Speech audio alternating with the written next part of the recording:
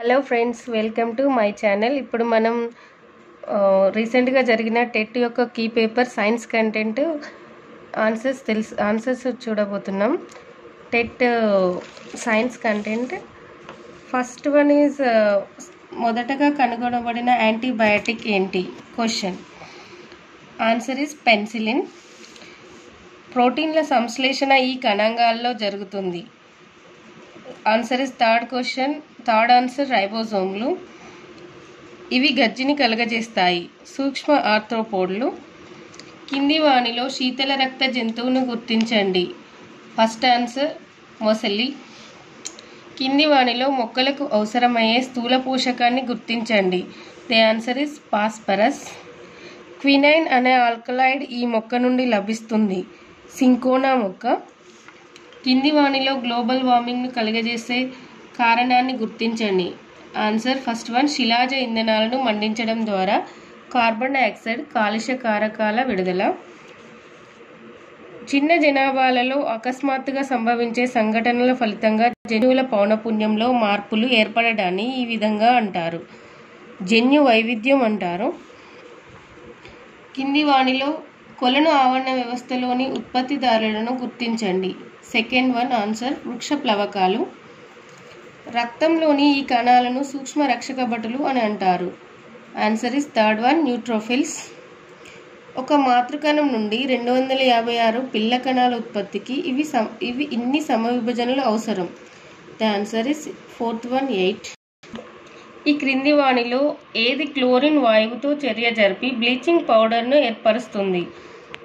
Answer is third one పొడి CaOH2. కృత్రిమ సిల్క్కు మరొక పేరు. First one answer rayon.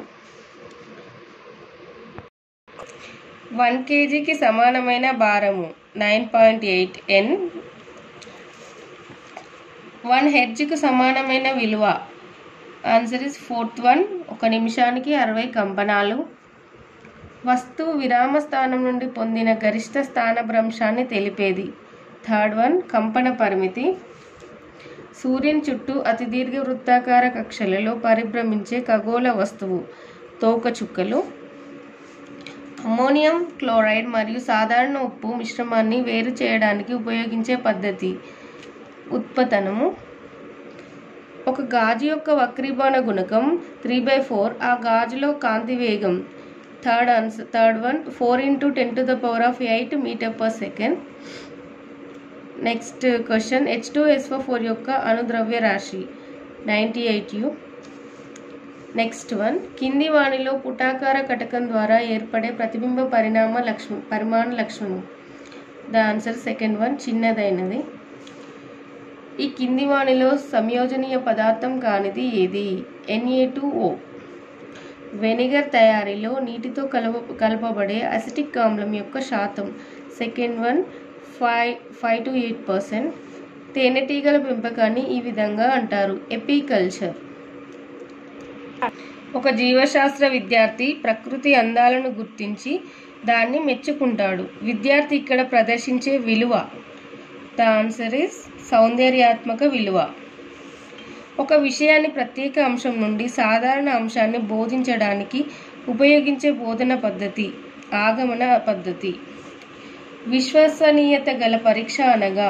First answer 2 వేర్వేరు వాలంటీర్లచే మూల్యాంకనం చేయబడినప్పుడు స్థిరమైన ఫలితాలను ప్రదర్శించేది.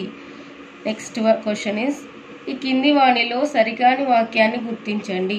ఒక విద్యార్థి లేదా ఒక సమూహం ఎవరైనా ఒక పీరియడ్లో పూర్తి చేయడానికి ప్రయోగం చాలా పెద్దది అయినప్పుడు విభజన పద్ధతి ఉపయోగకరమైనది.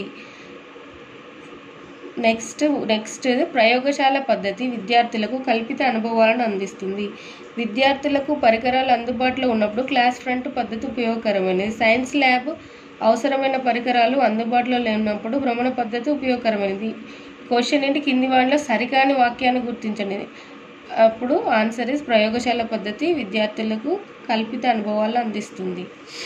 Next question. మీ సైన్స్ క్లాస్లో ఒక విద్యార్థి తన సొంత మాటలతో కాలుష్య నియంత్రణ పద్ధతుల గురించి వివరించాడు. దీనిలో గల లక్ష్యం ఏంటి? ఫోర్త్ వన్ అవగాహన. కింది వానిలో ఆత్మశ్రేయతకు తక్కువ ఆస్కారం ఉన్న ప్రశ్నల రకం. థర్డ్ వన్ బహుళైచ్ఛిక ప్రశ్నలు.